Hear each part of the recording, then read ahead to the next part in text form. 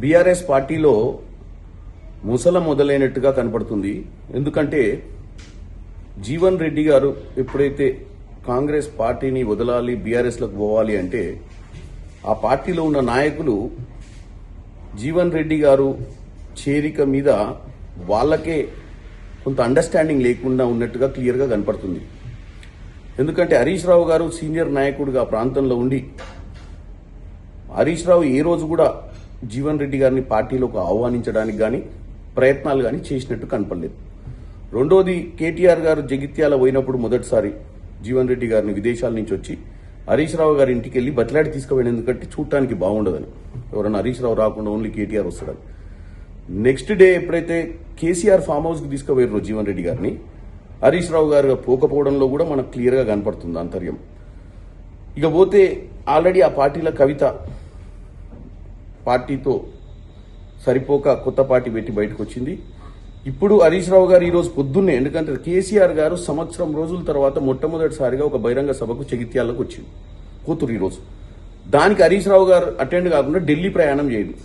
దీన్ని బట్టి చూస్తే ఏమర్థమవుతుందంటే బీఆర్ఎస్ పార్టీ భవిష్యత్తు అంధకారంలోకి పెట్టేట్టుంది. ఎందుకంటే హరీష్ రావు గారు ఢిల్లీలో ఎవరితోటి మంతనాలు చేయడానికి వెళ్తుండు, ఆయన భవిష్యత్ ప్రణాళికలు ఎలా వేసుకుంటుండు అనేది క్లియర్గా మనకు తెలిసిపోతుంది. ఇంకా 2 రోజులైతే తెలుస్తుంది ఢిల్లీలో ఎవరెవరిని కలిసి వస్తుండ అనేది. కాబట్టి కేసీఆర్ గారు ప్రతి సంవత్సరం ఏదో ఒక టైంలో ఒకరోజు పండుగ చేయడానికి బయటకు వచ్చి ఒక చిన్న సభ పెడతాడు. ఈరోజు కూడా అదే విధంగా జీవన్ రెడ్డి గారి సభకు పోతుండు.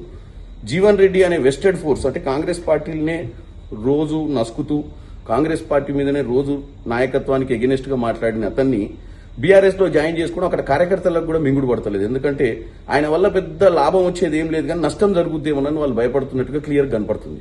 కాబట్టి వీళ్ళు ఏంటంటే వీళ్ళు పొద్దున్న లేస్తే ఏదో షో పుట్టప్ చేయాలనుకుంటారు, కానీ వాస్తవంగా వాళ్ళలోనే పలు సమస్యలతో సతమతం అవుతూ మా దగ్గర ఉన్నటువంటి మేము ఎవరినైతే జీవన్ రెడ్డి లాంటి సీనియర్ నాయకులు, ఆయన సీనియర్ నాయకుడే, కానీ ఆయనను ఎన్నోసార్లు ఎన్నో విధాలుగా బతలాడి ఆయనను ఏదో విధంగా ఆయనకు సముచిత స్థానం కల్పించినా ఇక్కడ నచ్చక అక్కడికి పోతుండు. కాబట్టి ఆయనకు అవగాహన లేదు అక్కడ ఏం జరుగుతుందో.